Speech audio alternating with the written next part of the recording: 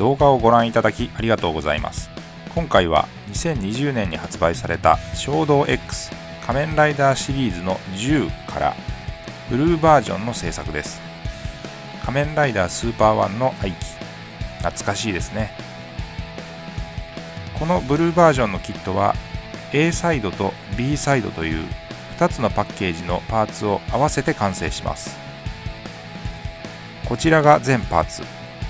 数はそんなに多くないですが、どれもエンジンやチェーンの造形など緻密精巧に作られていてクオリティは高いです。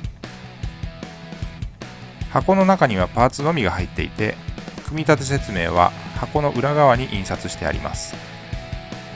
当初はこの組み立ての読み込みに苦戦したんですが、今回のブルーバージョンで3期目だったのでだいぶ慣れてきました。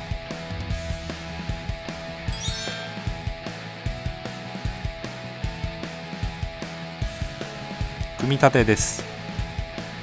ハイライトのムービーにしてありますのでご覧ください。色分けはほぼ忠実にできています。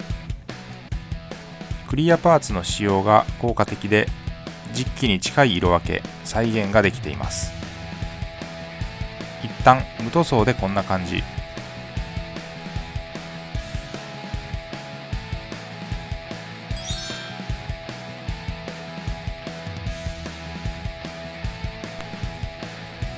続いて部分塗装です。塗装動画はハイライト映像にしていますのでご覧ください。当時の映像や図鑑の写真を見ながら塗っていきました。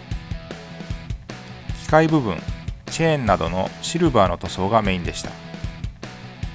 銀色はホビー用水性アクリルのシタデルカラー、ベースカラーのアイアンハンドスティールを使用しました。その他、同じくベースカラーのメフィストンレッドで赤、コラックスホワイトで白、黒をアバドンブラックで塗っています。使用した塗料が上部に出ています。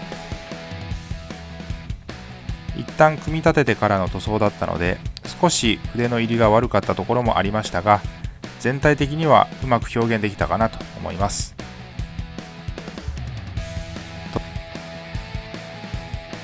塗装にかかった時間は約40分でした。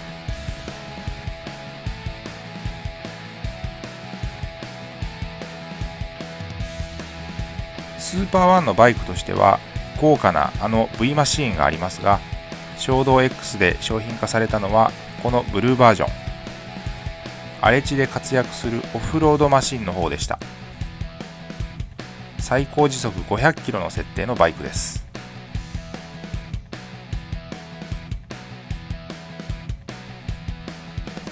独特のカウルもスーパーライトをうまく表現しています。そして塗装とは別に改造を一つ。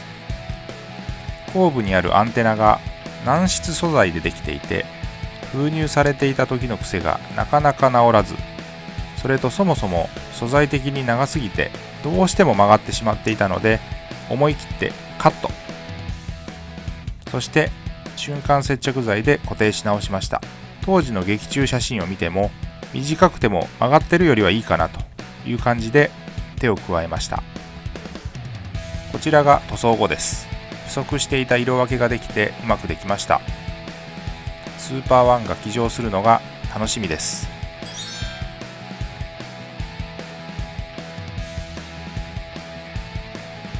衝動 X は高さ約10センチサイズの可動フィギュアシリーズ、食玩の衝動の可動の機構をさらにブラッシュアップしたシリーズでした。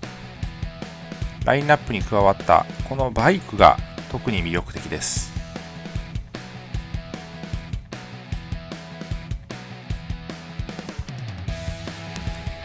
オフロードマシンっぽくハンドル部分の可動域も広めで、スーパーワンが乗ったらポージングもかっこよくできそうです。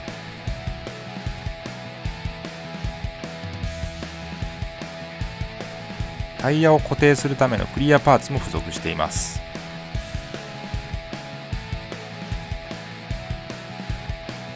ということで今回は衝動 X の仮面ライダーシリーズ10からスーパーワンの愛機ブルーバージョンでした。